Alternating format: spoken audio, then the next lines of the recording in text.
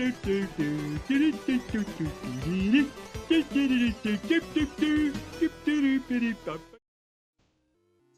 is Taboo, the Sixth Sense for the NES, released in April of 1989, developed by Rare and published by TradeWest for the NES. Rare's put out a lot of games over the years, but for the NES specifically, they had a decent enough track record, and they made a bunch of the more well-known games for the system, I think.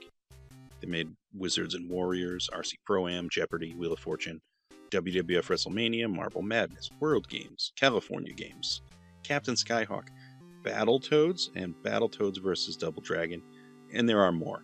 I think probably the Battletoads ones really stick out. Anyway, this group was developing a lot of content for the system for sure.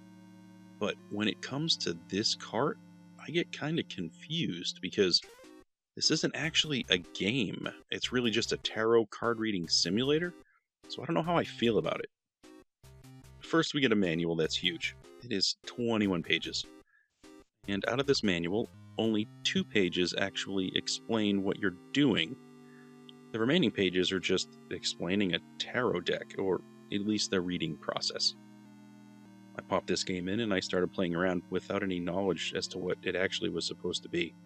And I of course found myself really confused. Now don't get me wrong, I'm happy to get a +1 to my NES collection. But this is really a bit of an anomaly for a cartridge. You don't so much play this game, you kinda just go through it. There's no win or lose, no right or wrong. Originally, I kinda thought it might have been a bunch of mini-games, but no, it's not.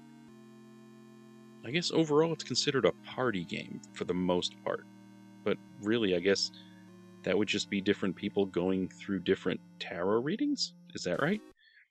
They expected you to put it on at a party and have people just sort of plug through it? I don't know, maybe. When you load the game, you first put in your name, your age, and your gender. Then the system asks you to put in a question.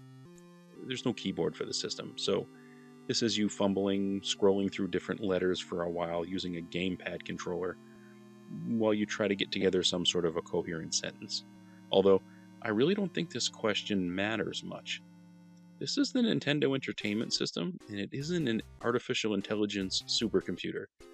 And this is from the late 80s, so I don't think the 8-bit console was able to crunch data to get any real answers to any questions. When it gets to the actual reading, it uses a 78 card deck, which I guess is normal, and then it shuffles all the cards, apparently. You can use the D-pad during this process to influence the deck according to the manual, but I wouldn't have known this without reading it, nor do I know how you would know which direction to move. It doesn't tell you. I guess you're just looking for a better outcome, and I don't know what directions are favorable to press on the gamepad, so to me it's just the same as doing nothing, right? Then one at a time the cards start coming out, and you can read and admire the graphics for each card if you want. You press a button to progress. When you're done with your basic reading, you can choose a state, and the system will give you some random lottery numbers for you to play. I don't think this is the normal part of any sort of a tarot reading, but I guess I can see developers wondering that, should we add something else to this cartridge to try to flush it out a bit? Give it some sort of a +1? I guess including a lottery number simulator is reasonable enough? It's still definitely odd.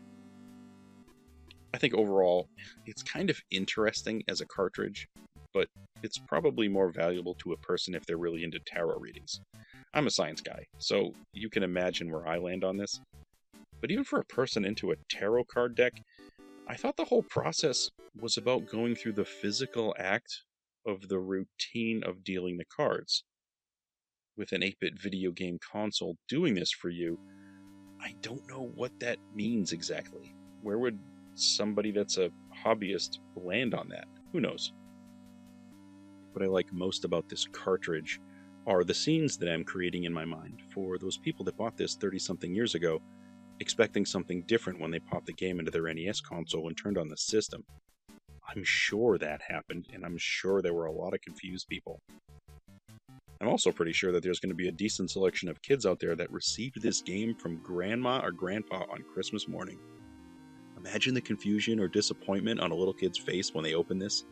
This is not Mario. This is not Zelda. It's Taboo.